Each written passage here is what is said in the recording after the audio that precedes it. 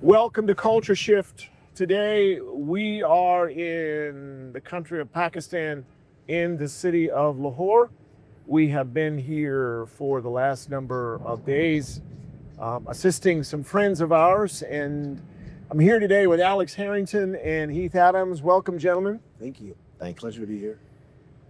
So I want to talk a little bit about some things that are going on here in the country, and I want to specifically focus in on that I was not aware of much before coming here, something that is called the brickland slavery. And I want to set this up for those of you who are watching because it's hard for us to comprehend some things that take place in foreign nations. 4.5 million people are in slavery here to what is known as the brickyards or the brick kilns.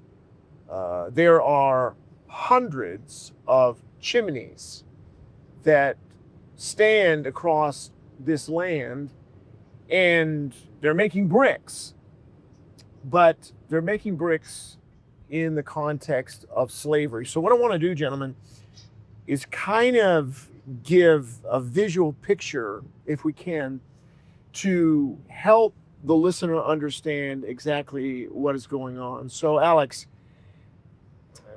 our first time to any of these types of locations, Yeah. just give us a visual picture, if you can, as we drove into one of these places. And again, there's millions of people in slavery to this. Yeah. So it's already significantly off the beaten path. You're out in the middle of nowhere. You've typically traveled for at least an hour from wherever you're at in the city. And then you can kind of tell you're getting out onto the edgelands and it becomes dirty. There's trash everywhere in the streets, on the road. And then you begin to get in and it's bumpy. You're not on paved road anymore. It's just mud as far as the eye can see, clay, this red clay. And when you get there, then you begin to see these buildings that I don't even have words for what they would look like if you'd never seen anything like this. One story, just a little wall, and then another building behind it. And you could kind of see different openings in that wall. Almost like a storage shed. If you went to a farm, you might see a storage shed that looks like this, all made of brick. And then you realize that's where they're living.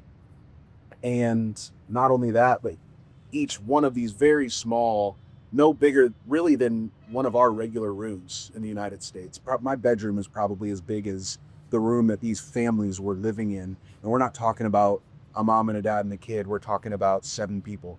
We're talking about mom, dad, a grandparent, and then 4 or 5 kids potentially. And then there's only 2 or 3 beds in there. And you wonder who's sleeping on the floor. You wonder, is everybody sleeping on these beds? And then the possessions that they own. I mean, I probably brought as much in my suitcase as this entire family of 7 owns in their entire life. This is what I've brought to live off for a week. And you begin to, the air is, you can feel it in the back of your throat. You can feel the brick in the air. You can feel the nastiness to where it begins to almost choke you up.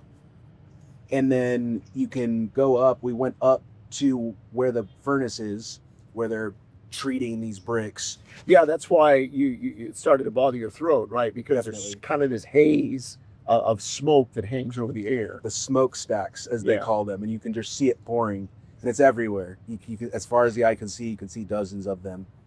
And they have to actually stoke these fires. So 2 or 3 guys are in charge of putting holes into the ground, covering it up, so this fire stays hot. And you can immediately feel the intense heat as soon as you get up onto the top level.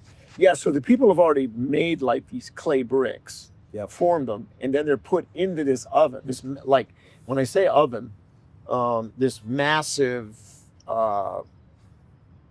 like a half a football field Yeah. size Yeah. oven. Yeah, that's baking these things. Yeah. And to the point where we were up there for a very brief period of time, and you could feel the heat on your feet with Yeah. my rubber shoes. And then the gentlemen that are working it literally have made makeshift sandals with thick, what almost like a 2x4 size wood plank. So they're soles aren't melting and their feet aren't getting burned. And you can smell the brick cooking. And then the reality of what is happening really sets in when I have a 7-year-old son. And at one point I remember we're driving down and I saw this kid that couldn't have been older than my son. And he had this makeshift wheelbarrow that hardly worked, and it was full of bricks. And he was moving the bricks from where the parents, the mom and the sisters, typically it looked like the women were the ones forming the bricks, and he's taking them up for the men to throw in these ovens. So Heath, let me ask you a question. In an American mind, just leave. Just walk out of the place and don't come back. What is the reason why generations, and people need to understand, there are 3 and 4 generations of people that are trapped inside these places. What's the reason why anybody would have to stay there? Well, what happens is somewhere in life, a family member, maybe a grandfather, took a loan from one of the masters there that owns the brick kiln. And When you say a loan, this thought just came to me. Fast loans in the U.S. or whatever with that high interest rates. Yes, sir. Okay, yeah, okay. Yes, Yeah. sir. And so they take this loan, and a loan that they can never pay back. And so Why can't they pay it back? Well, because when they get in, once they take the loan, then they're required to work in the brick kiln. And they only pay them $3 a day, so they can never pay their debt off. So because they can never pay their debt off, they're in there, and their kids are born in there, and their grandkids are born in there, because the debt's never paid off. So what would be some of the reasons why they would have to borrow money? Well, usually probably like health issues, probably housing issues would probably be the reasons why I would think they would want to take a loan. It'd have to be something desperate. You'd have to be in a desperate circumstance to take a loan from one of those brick masters. So as we walked into one of these places, the emotion for me and for those of us there was really overwhelming, because I felt like we were walking into hell. I mean, literally. And I was reminded about how in the Old Testament, Pharaoh required the Israelites to make bricks. And in these brickland slavery places, it's 7 days a week. Yeah. Right? Yes, sir. It's sun up to sundown. Okay. And the emotion of that, and the big chimneys with the smoke coming out of the 7-year-old kids pushing wheelbarrows of bricks and other things. And so what we've been able to do in partnership with another ministry here is to be able, in a very small way, because there's 4.5 million people in slavery to this.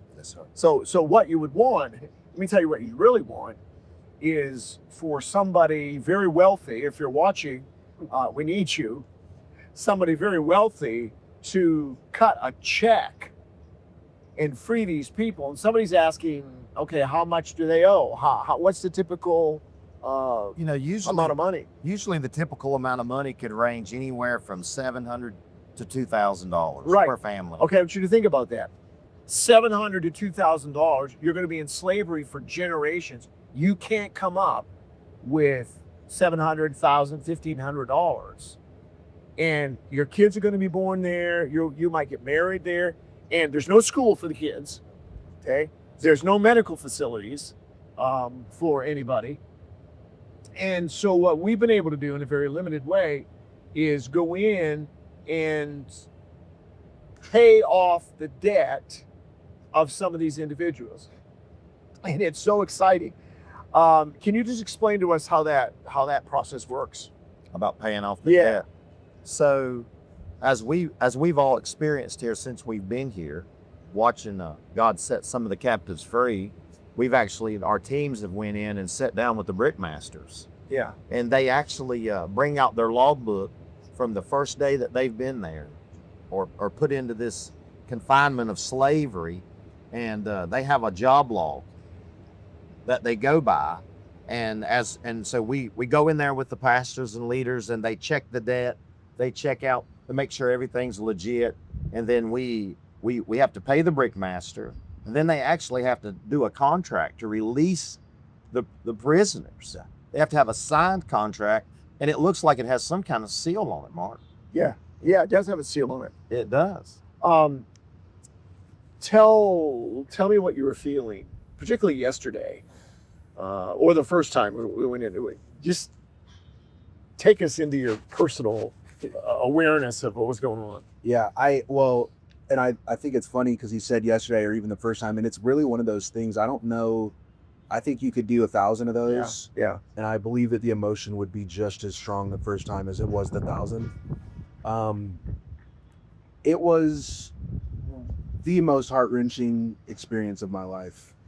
And it, to me, in the moment, it truly gave a physical representation of salvation.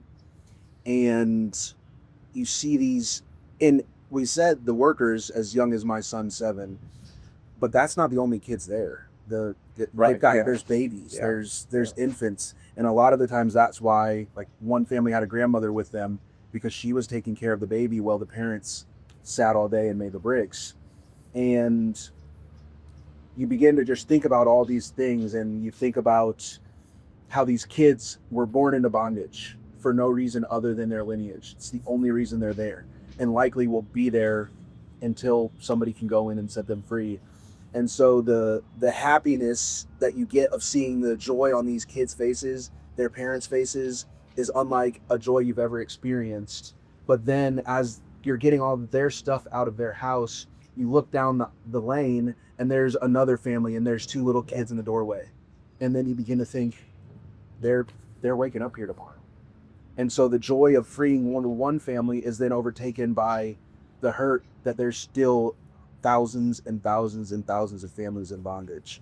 And again, if that isn't the perfect depiction of the world and salvation, it doesn't matter how many people that we tell about Jesus and how many people come, there's still going to be hundreds of thousands of people that still need to hear the word. And that's our job. Yeah, when you think about it, you were talking, Heath, about the ledger that has a list of what they owe. Yes, sir. Oh, think about the visual imagery here, folks, and also about our own sin. Okay, there's a ledger of debt against us. There's a ledger of struggles that we have had. And this decree against us, this judgment, if you will, against us, lists what we owe, and we can't pay it back. That's right. And then over off to the side, there's a fire that is burning. Literally. Okay, literally. We can't pay the debt. No. And then they are stoking the fire of slavery. This is what Pharaoh did to Egypt. They're stoking the fires of slavery. And then somebody walks in and says, I'm going to pay off your debt. That's just such an illustration of what Jesus has done for us. Now, what happens once these families are released from slavery? What's the next thing that happens? Well, the very next thing is the ministries that we co-partner with and that are there with us is once the debt is paid, then the family, we go into their houses and we help take out all of their goods, all of their beds, all of their belongings. We put it on a rickshaw and we actually get to watch them drive off into freedom. This is just a beautiful thing. And then once they're in freedom and once they're set free, then they give them several months of housing. And then we give them enough money to run on for several months. We put them in a business until they can sustain themselves. And it's a beautiful thing to watch them come out of captivity and become fruitful in the Lord and just flourish in life. So they're given a couple of months of income. They're also given a house, a place to live. And then we walk or drive to the dealership that sells the motorized rickshaws. And I don't want you to think about somebody running with two handles down the road. These are motorized vehicles across this country, and they're taxis. They're quote Ubers. And what happens is these families get set up in a business once they're out, so that they can stay self-sufficient, and are able at that point to be able to start living in real life, in a place not under the bondage of somebody that has their finger on them all the time. Now, these brick masters, they don't like this, do they? No. You could feel the tension and the anger from them. And to the point, even yesterday with the family that we freed, we were getting ready to pay that debt. And then the brick master says, oh, well, wait. You owe us $700 more for an electricity bill. Now, explain that. Now keep in mind, this is a 7-person family, and they had an overhead fan, a ceiling fan, and then a light bulb that you would have in like a lamp in your living room in the United States. And he says, you owe me $700 for electricity. And even to that point, it's just the perfect representation that even after someone has come to pay your salvation, the enemy will then be like, well, no, you still owe this. You still have this. Yeah, it reminds me of Pharaoh pursuing the Israelites to the Red Sea after they've been freed out of man. There's just so much imagery here. Yep. So as you've been here this week, Heath, and you've been here before. Yes. Just give me the overall sense of what you feel and then really what you see. You know, what I see is the Bible coming to life here in this Muslim nation that, you know, where you see in Jesus, just like you were talking about, Alex, just the real representation of salvation. And what we're seeing is Jesus is setting the captives free. Yeah. I mean, he's healing the broken and delivering bondage off of people's lives. And it's just an amazing, great thing to be a part of. Just to physically see Jesus moving, just like we read in the Bible. You know, it's like the Bible's actually coming to life. Like you can physically see with your own eyes. It's manifesting right here in front of us daily. Yeah. Alex? Yeah, it's been for me, you know, a lot of times we talk about wanting awakening and revival. And to me, what I've really seen this week is the way that these people are anywhere that you go. They're just desperate. They want someone to lay hands on them and pray for them. Yeah. And you see it in America, but it's when there's a special guest. It's when there's somebody that everybody knows is there. And then all of a sudden you see it. But here, I mean, we're Joe Schmo to these people. They don't have any clue. They've never seen us. They don't know who we are. They know that we're there to share God. And they, I mean, in droves, shoulder to shoulder, pushing through, saying, touch me, pray for my son, pray for my daughter, pray for me, pray for this. It's a desperation unlike I could have ever even imagined or seen. You know, at the prayer festival that we did the other evening, there were thousands of people there, and they're trying to get to you, right? And it reminded me in a very visual way of Jesus. Yeah. Think about it for a minute. The Gospels indicate to us that he, as he walked, people were throwing themselves at Jesus. They were jumping and throwing themselves at him in order to just make contact with his body for healing. And I thought, whoa, how might that have been? And I wonder, you know, we had security around us and things. And I wondered if the disciples were the security for Jesus. Yeah. I mean, they had to be, you know, some doing something like that just to kind of protect him. Let me ask one more question, because we are in a place where we've seen miracles. Yes. The other night, we saw tangible miracles. What's the reason why you think we don't always see those kinds of things on the level that foreign nations see them? What do you think that reason? I think it has to do with desperation and need. I mean, you know, in the United States, we have a lot of, we have insurance, we have doctors, we have great medical facilities that can take care of humanity. And a lot of times we run to that first before we run to God. Yeah. But here in these nations, they don't have that privilege. And so because they don't have that privilege, they run straight to God. And out of that desperation and that hunger, hunger just draws God. And he comes down and just touches humanity. You know, I read an article a while back, and it was addressing this very issue about the miraculous in America versus the miraculous in foreign nations. And obviously there's hunger here. But one of the things the guy said, I believe he's from an African nation, because they see these massive miracles all the time. Somebody says, well, why don't we see it in America? He made the point in that article that there is such respect in these foreign countries for spiritual leaders. Yeah. I mean, a high level of respect. Yeah. And they're very, here, they're very humble, very serving, very honoring Yes, people. And he made the point that in America, there is such disrespect for spiritual leaders that it honestly shuts down the miraculous. Yeah. Jesus made a statement. He said, if you receive a prophet in the name of a prophet, you'll receive a prophet's reward. Yes. But if you don't receive the prophet, you don't get the reward. Yeah. And these people are just so open and so accepting of who you are, which, along with their hunger, opens up the windows of heaven for the presence of God to do something. I remember when I first started ministering online over here, and I would get the reports of how many people got saved and how many miracles were happening. I'm shaking my head and saying, Yeah. is this for real? Yeah. Okay. Absolutely. And it is for real.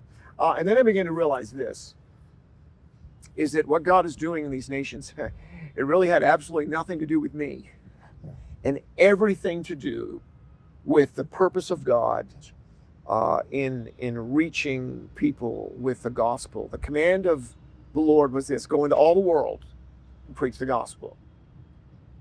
You're either going to go, or you're either going to send other people to go. It's our responsibility. Listen, we just cannot sit in church and do nothing. For those of you that are listening right now, there's a link in the bio beneath, and if you want to help free people from this slavery that is happening in this nation right now, click it, designated missions, and we will make sure that that money goes to where it needs to go. We don't take anything out on our own. It all goes to take families, to take children, to take literally generations of people out of this slavery that we're experiencing. Gentlemen, thank you for being with us today. Thank you. I'm honored that you're here. I'm honored for your friendship. Thank those of you for watching Culture Shift today. Make sure that you share this, because this is an important event, life, reality that is happening here in this nation. Thank you for being with us today, and we will see you again next time.